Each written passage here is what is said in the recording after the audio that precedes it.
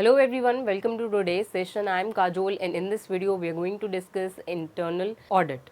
तो इसके previous video में हमने इंटरनल कंट्रोल सिस्टम और इंटरनल चेक को डिस्कस किया था। तो आई होप आपको इंटरनल चेक और इंटरनल कंट्रोल सिस्टम समझ में आया होगा। तो अब हम यहाँ पे इंटरनल ऑडिट को डिस्कस करेंगे। So before diving into the topic, let me tell you that if you are preparing for UGC NET commerce, PGT commerce और for Delhi university examination, then these videos are useful for you. And if you want to know more about our courses, then you can contact to the given number or you can download the Vishnu Economic School app. So let's get started with internal audit. तो अब यहाँ पे audit में हमने discuss किया था कि हम यहाँ पे ऑडिटिंग को क्यों परफॉर्म कर रहे होते हैं ऑर्गेनाइजेशन के अंदर, क्योंकि हमें यहाँ पर ट्रू एंड फेयर व्यू देखना होता है ऑर्गेनाइजेशन की फाइनेंशियल स्टेटमेंट्स का जो पोजीशन है, फाइनेंशियल पोजीशन है ऑर्गेनाइजेशन की, क्या वो true and fair view show हो रहा है, अकाउंटेंट्स जो है क्या वो वहाँ पे कोई फ्रॉड्स या फिर एरर्स तो कमिट नहीं कर रहे हैं। तो ये हम यहाँ पे ऑडिट में देख रहे थे। तो अब ये है इंटरनल ऑडिट, और इंटरनल का मतलब हमने देखा था कि within the company, within the organization. तो अब यहाँ पे इंटरनल ऑडिट परफॉर्म हो रहा है, मतलब कंपनी के अंदर ही यहाँ पर ऑडिट का फंक्शन परफॉर्म हो रहा है विद इन द ऑर्गेनाइजेशन। तो अब यहाँ पे नॉर्मल ऑडिट से कैसे यहाँ पर इंटरनल ऑडिट जो है वो डिफरेंट होगा, स्टैट्यूटरी ऑडिट और यहाँ पे इंटरनल ऑडिट के बीच में जो डिफरेंसेस हैं उसको भी हम यहाँ पे डिस्कस करेंगे। तो पहले हम यहाँ पे देखते हैं इंटरनल ऑडिट हम किसको बोलते हैं। तो अब यहाँ पे इंटरनल ऑडिट जो है वो एक इंडिपेंडेंट रिव्यू है ऑफ एक्चुअल परफॉर्मेंस। मतलब यहाँ पे इंडिपेंडेंट क्यों?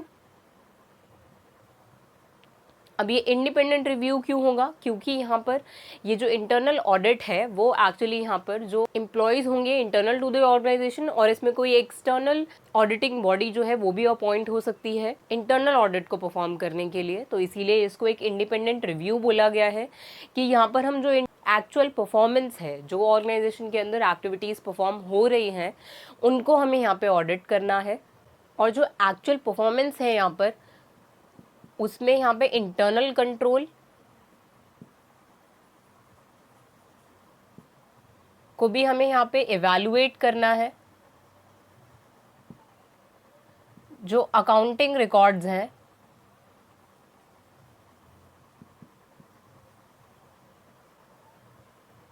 उनको भी हमें यहाँ पे चेक करना है इंटरनल ऑडिट के अंदर, उन अकाउंटिंग रिकॉर्ड्स को भी ऑडिट करना है, और यहाँ पे जो इंटरनल कंट्रोल सिस्टम है पूरा उसको भी इवैल्यूएट करना है। इसीलिए यहाँ पे ये एक इंडिपेंडेंट रिव्यू है of actual performance in the organization. जो भी एक्टिविटीज़ एक्चुअली परफॉर्म हो रही हैं ऑर्गेनाइजेशन के अंदर उसको हमें ऑडिट करना है यहाँ पर इंटरनल ऑडिट के अंदर।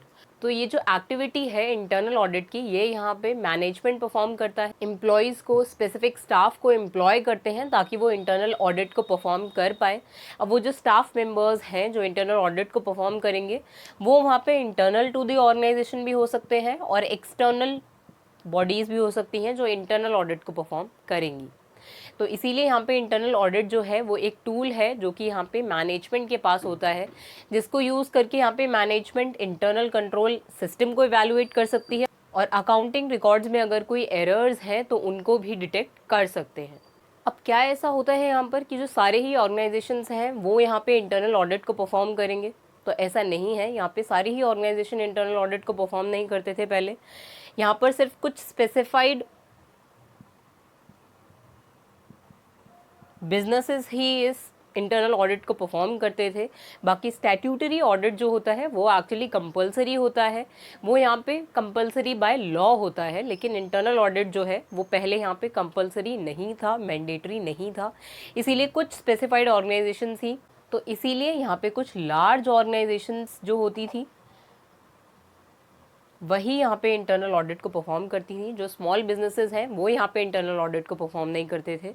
तो इसके बहुत सारे रीज़न हो सकते थे, जैसे ये एक्सपेंसिव प्रोसेस हो सकता है, आपको एक स्पेसिफाइड स्टाफ जो है उसको एम्प्लॉय करना पड़ेगा जो यहाँ पे इंटरनल ऑडिट को परफॉर्म करेगा, और ये टाइम कंज्यूमिंग प्रोसेस होगा। और क्योंकि यहाँ पे इंटरनल ऑडिट जो है वो पीरियोडिकली भी परफॉर्म कर सकते हैं मैनेजमेंट, और ये कॉन्टिन्यूस प्रोसेस भी हो सकता है, तो इसीलिए प्रोसेस जो है वो कॉस्टली होता है, एक्सपेंसिव होता। इसीलिए यहाँ पे स्मॉल बिजनेसेस जो हैं वो इंटरनल ऑडिट को परफॉर्म नहीं करते थे, सिर्फ लार्ज ऑर्गेनाइजेशन ही इंटरनल ऑडिट को परफॉर्म कर पाती थी। और कुछ स्पेसिफाइड कंपनीज, अब स्पेसिफाइड कंपनीज का मतलब है कि जिन कंपनीज का जो पेड अप कैपिटल है, पेड अप शेयर कैपिटल है, 50 लाख से एक्सीड करता था तो वही ऑर्गेनाइजेशन यहाँ पे इंटरनल ऑडिट को कंडक्ट करती थी, और जिनका टर्नओवर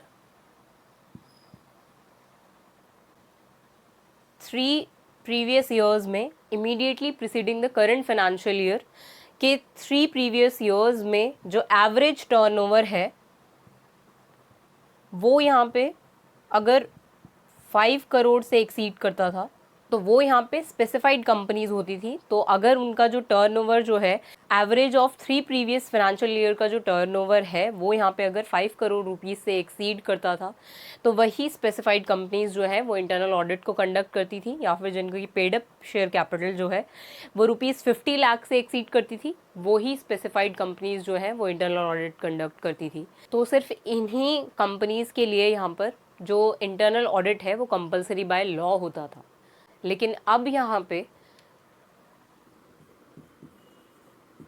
द कंपनीज एक्ट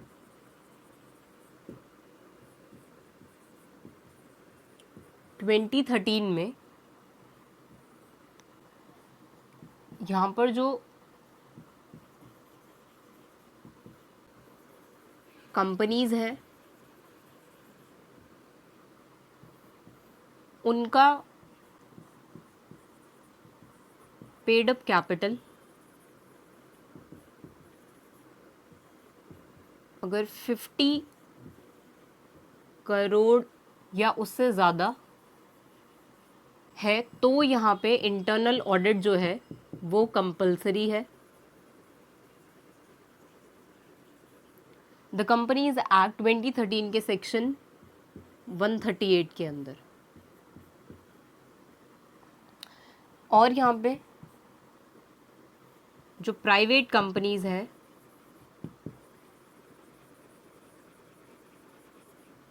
अगर उनका एनुअल टर्नओवर जो है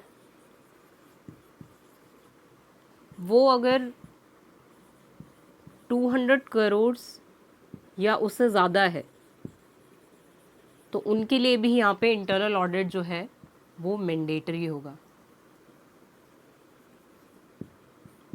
तो ये सब यहाँ पे द कंपनीज एक्ट 2013 के सेक्शन 138 के अंदर स्पेसिफाई किया गया कि यहाँ पर जो पब्लिक कंपनीज हैं उनकी अगर पेड अप कैपिटल जो है वो 50 करोड़ से एक्सीड करती है, 50 करोड़ होती है या उससे ज़्यादा होती है तो यहाँ पे इंटरनल ऑडिट कंपलसरी होगा उनके लिए। और अगर प्राइवेट कंपनीज हैं और उनका एनुअल टर्नओवर जो है वो ₹200 करोड़ या फिर उससे ज़्यादा होता है तो उनके लिए भी यहाँ पर इंटरनल ऑडिट जो है वो मैंडेटरी होगा। और जो भी यहाँ पे ऑडिट कमेटीज़ होंगी कंपनीज़ के अंदर उनको यहाँ पे इंटरनल कंट्रोल सिस्टम की जो पॉलिसीज़ और प्रोसीजर्स हैं उनको भी फॉलो करना मैंडेटरी होगा यहाँ पर इसी द कंपनीज़ एक्ट 2013 के सेक्शन 138 के अंदर। तो हमने यहाँ पे देखा कि इंटरनल कंट्रोल जो है वो एक रिव्यू है जो भी ऑपरेशंस ऑर्गेनाइजेशन में परफॉर्म हो रहे हैं या कोई भी एक्टिविटी अगर परफॉर्म हो रही है, इंटरनल कंट्रोल अगर परफॉर्म हो रहा है तो उसी को यहाँ पे रिव्यू करने को हम इंटरनल ऑडिट बोलते हैं। और यहाँ पे हमने इसकी स्पेसिफिकेशन देखी कि कौन सी कंपनीज़ के अंदर यहाँ पे इंटरनल ऑडिट जो है वो मैंडेटरी होगा। तो अब यहाँ पे हम इंटरनल ऑडिट के ऑब्जेक्टिव्स को देखते हैं। तो यहाँ पे फर्स्ट ऑब्जेक्टिव है कि यहाँ पे रिव्यू करना है इंटरनल कंट्रोल सिस्टम को,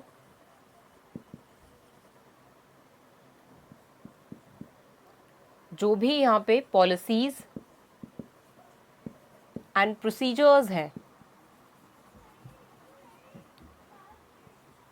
उनके साथ कंप्लायंस उनको ओबे करना है। मतलब यहाँ पे इंटरनल कंट्रोल सिस्टम के अंदर जो भी पॉलिसीज एंड प्रोसीजर्स होंगे उनके साथ कंप्लाई करना है, जो भी यहाँ पे एम्प्लॉयज़ होंगे ऑर्गेनाइजेशन के उनको।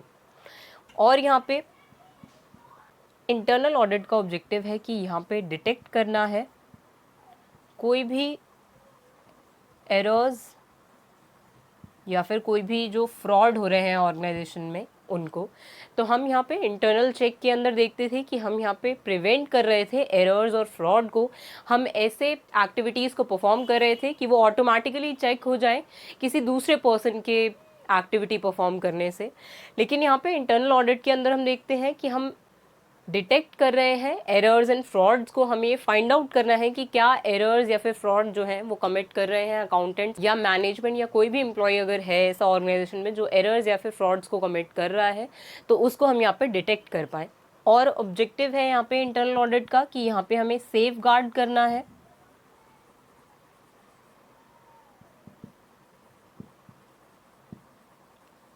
एसेट्स को,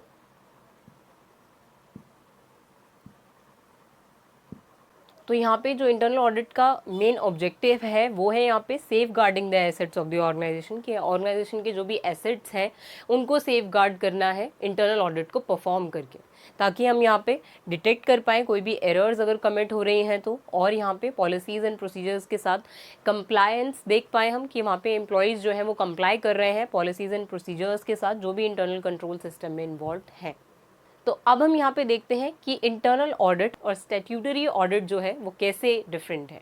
तो अब यहाँ पे फर्स्ट बेसिस ऑफ डिफरेंस है ऑब्जेक्टिव। तो अब यहाँ पे इंटरनल ऑडिट का जो ऑब्जेक्टिव है वो होता है यहाँ पे ये इंश्योर करना कि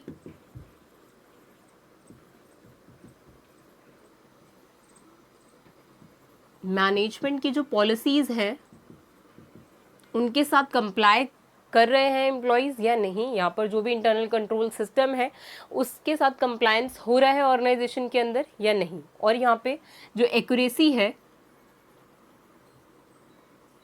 रिकॉर्ड्स की या इंफॉर्मेशन की उसको यहाँ पे इंश्योर करना होता है इंटरनल ऑडिट के अंदर। लेकिन यहाँ पे स्टैट्यूटरी ऑडिट जो है, स्टैट्यूटरी ऑडिट का जो ऑब्जेक्टिव है वो है कि यहाँ पे एक्सप्रेस करना होता है ऑडिटर को his or her opinion on true and fair view of financial statements, कि जो फाइनेंशियल स्टेटमेंट्स हैं कंपनी के या ऑर्गेनाइजेशन के तो वो यहाँ पे true and fair view show करते हैं ऑर्गेनाइजेशन का या नहीं। तो यही यहाँ पर एक्सप्रेस करना होता है ऑडिटर को स्टैट्यूटरी ऑडिट के अंदर, जो हमने ऑडिटिंग की डेफिनेशन में भी देखा था कि यहाँ पे true and fair view show कर रही हैं फाइनेंशियल स्टेटमेंट या नहीं, इसी को ऑडिट करना होता है यहाँ पे ऑडिटर का पर्पस। तो अब यहाँ पे नेक्स्ट बेसिस ऑफ डिफरेंस है स्कोप। तो अब स्कोप के बेसिस पे यहाँ पे इंटरनल ऑडिट जो है वो यहाँ पे मैनेजमेंट डिसाइड करते हैं कि जो इंटरनल ऑडिट है उसको कंडक्ट करना है या नहीं। तो ये यहाँ पे मैनेजमेंट के लिए एक टूल होता है जिससे वो यहाँ पे देख पाते हैं कि जो पॉलिसीज़ है मैनेजमेंट की वो फॉलो हो रही हैं या नहीं, उनके साथ कंप्लाई कर रहे हैं एम्प्लॉयज़ या नहीं। लेकिन यहाँ पे स्टैट्यूटरी ऑडिट जो है वो यहाँ पे स्टैट्यूटरी ऑडिट का जो स्कोप है वो यहाँ पे लॉ डिसाइड करता है। तो यहाँ पे स्टैट्यूटरी ऑडिट जो है वो हमने देखा था कि ये कंपलसरी बाय लॉ है, लेकिन यहाँ पे इंटरनल ऑडिट जो है वो यहाँ पे कंपलसरी नहीं होता, कुछ स्पेसिफाइड कंपनीज़ के लिए ही कंपलसरी है यहाँ पे इंटरनल ऑडिट को परफॉर्म करना। तो यहाँ पे इंटरनल ऑडिट का जो स्कोप है वो यहाँ पे मैनेजमेंट डिसाइड करता है, लेकिन स्टैट्यूटरी ऑडिट का जो स्कोप है वो यहाँ पे लॉ डिसाइड करेगा। नेक्स्ट बेसिस ऑफ डिफरेंस है यहाँ पे क्वालिफिकेशन। इंटरनल ऑडिट में यहाँ पे कोई भी स्पेसिफाइड क्वालिफिकेशन नहीं है जो भी पर्सन यहाँ पे इंटरनल ऑडिट को परफॉर्म करेगा उसके लिए। लेकिन स्टैट्यूटरी ऑडिट के अंदर हमने देखा था कि यहाँ पे चार्टर्ड अकाउंटेंट्स जो हैं और जो सिमिलर बॉडीज़ हैं वही यहाँ पे स्टैट्यूटरी ऑडिट को परफॉर्म कर सकते हैं। तो यहाँ पे जो क्वालिफिकेशन है वो प्रिस्क्राइब्ड बाय लॉ है। यहाँ पे लॉ में ऐसा डिफाइंड है कि कौन पर्सन्स ऐसे होंगे जो यहाँ पे स्टैट्यूटरी ऑडिट को परफॉर्म कर सकते हैं, उनके अलावा कोई भी पर्सन जो है वो यहाँ पे स्टैट्यूटरी ऑडिट को परफॉर्म नहीं कर सकता। लेकिन यहाँ पे इंटरनल ऑडिट के केस में ऐसा नहीं है, यहाँ पे कोई भी लॉ के अंदर स्पेसिफाइड क्वालिफिकेशंस नहीं है इंटरनल ऑडिट को परफॉर्म करने के लिए। नेक्स्ट बेसिस ऑफ डिफरेंस है यहाँ पे अपॉइंटमेंट। मतलब यहाँ पे इंटरनल ऑडिट जो है उसके लिए जो स्टाफ है उसको अपॉइंट करने की रिस्पॉन्सिबिलिटी यहाँ पे मैनेजमेंट के पास होती है, मैनेजमेंट ही यहाँ पे उनको अपॉइंट करेगा। लेकिन यहाँ पे स्टैट्यूटरी ऑडिट में जो यहाँ पे ऑडिटर की अपॉइंटमेंट है वो यूजुअली यहाँ पे या तो शेयर होल्डर्स करेंगे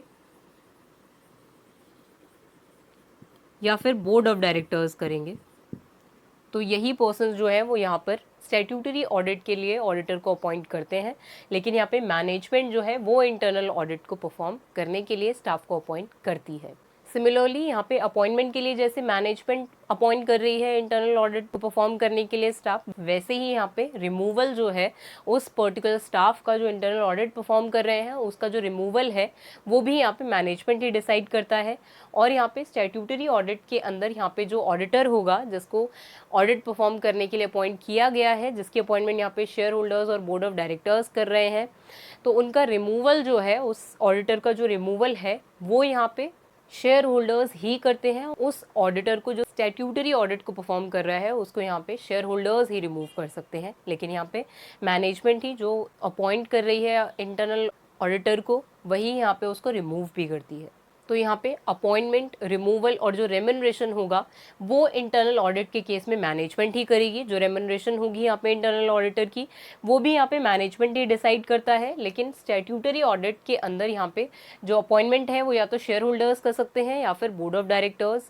रिमूवल यहाँ पे सिर्फ शेयर होल्डर्स ही करेंगे। वैसे ही यहाँ पे जो रेम्युनरेशन होगी वो भी यहाँ पे शेयर होल्डर ही डिसाइड करते हैं कि ऑडिटर की वहाँ पे क्या रेम्युनरेशन होगी। और यहाँ पे जो मेन डिफरेंस है वो है कि यहाँ पे इंटरनल ऑडिट के अंदर जो एम्प्लॉयज़ यहाँ पे मैनेजमेंट एम्प्लॉय करेगी वो यहाँ पे इंटरनल टू द कंपनी भी हो सकते हैं, लेकिन स्टैट्यूटरी ऑडिट जो है वो हमेशा इंडिपेंडेंट ही होगा, वो एक्सटर्नल टू द ऑर्गेनाइजेशन ही होगा वो ऑडिटर जो यहाँ पे इंडिपेंडेंट ऑडिट को परफॉर्म कर पाएगा। और जो यहाँ पे इंटरनल ऑडिट की रिपोर्ट होगी वो यहाँ पे मैनेजमेंट को सबमिट की जाएगी। जो इंटरनल ऑडिट रिपोर्ट है, लेकिन यहाँ पे जो स्टैट्यूटरी ऑडिट की जो ऑडिट रिपोर्ट होगी वो यहाँ पे सबमिट की जाएगी शेयर होल्डर्स को। तो इसीलिए यहाँ पर इंटरनल ऑडिट जो है वो स्टैट्यूटरी ऑडिट से डिफरेंट है। और यहाँ पे एक टर्म है टेस्ट चेक। अब टेस्ट चेक का मतलब होता है कि यहाँ पर रैंडमली सिलेक्ट किया जाता है ट्रांजैक्शन को, जो हम रैंडम सैम्पलिंग में देखते हैं, तो उसी ट्रांजैक्शन को यहाँ पे चेक किया जाता है और ये देखा जाता है कि जो बाकी की ट्रांजैक्शन होंगी वो सही होंगी या नहीं। अगर उसमें कोई एरर्स होती है तो फिर यहाँ पे सारी ही ट्रांजैक्शन को चेक किया जाएगा, वरना यहाँ पे अगर वो ट्रांजैक्शन सही होती है तो फिर यहाँ पे ये एज्यूम कर लेते हैं कि सारी ही ट्रांजैक्शन ठीक होंगी। तो इसको टेस्ट चेक बोल सकते हैं। इसको हम रैंडम सैम्पलिंग से समझ सकते हैं, सिंपल रैंडम सैम्पलिंग से समझ सकते हैं।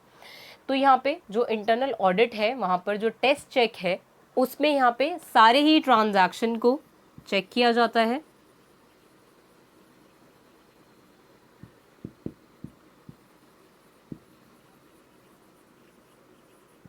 लेकिन यहाँ पे जो स्टैट्यूटरी ऑडिट है उसमें यहाँ पे टेस्ट चेक को परफॉर्म किया जाता है, मतलब यहाँ पे जो रैंडम सैम्पलिंग है, सिंपल रैंडम सैम्पलिंग है, वो किया जाता है ट्रांजैक्शंस के साथ, और उसके बाद ही कुछ ही ट्रांजैक्शन को